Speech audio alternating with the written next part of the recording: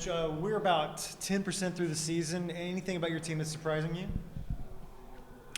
That's a great question. I would say that, you know, I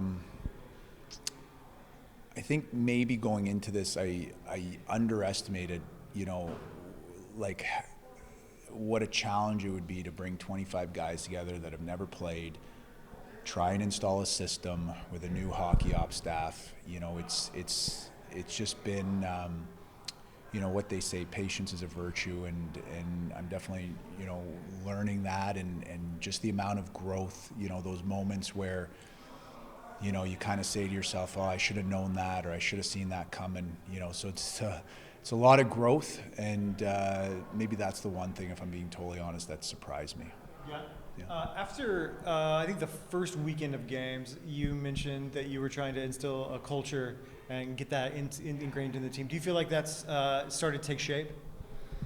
Again, I'm always careful. I have a saying, be slow to evaluate, so we're just, day in and day out, we're going about our business. The one thing that I can share is, we've got a good group of people in the dressing room. It was something that Dan and myself and Jesse, when we were building the team, we really felt like culture wins out, and it's a very enjoyable group to be around, and they go about their craft the right way, and that's been really nice to sort of be a part of that process. Is there anything that you do with them off the ice to try to instill cohesion?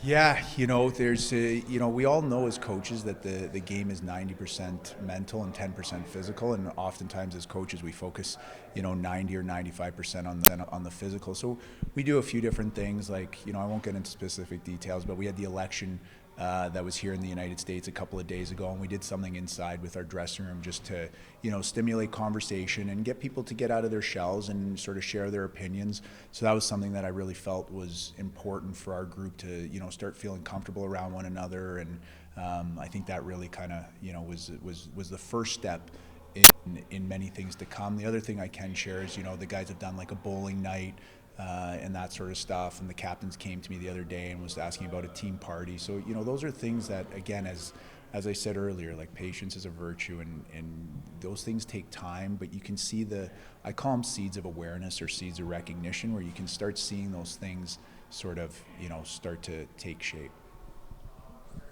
Regarding tonight's game, the start, can you just talk about how that, and then how you overcame that start with Kalamazoo bringing it on early?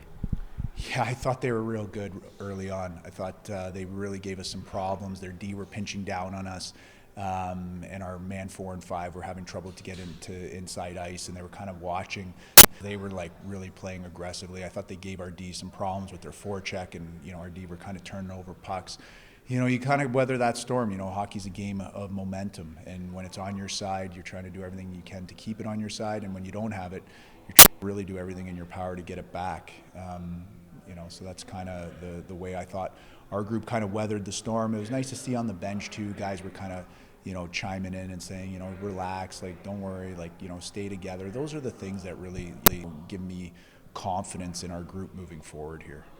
Do you think Wheeling last week was a learning curve for you guys to buckle down in the final few minutes and pull through with that victory? Yeah, again, like we talked about last week, as a group, you have to go through those things. You got to go through those tough times. You got to, sort of get galvanized through those moments, and it's one of those things that really our group will have learned from. But again, it's not to say that it's the last or be all and end all.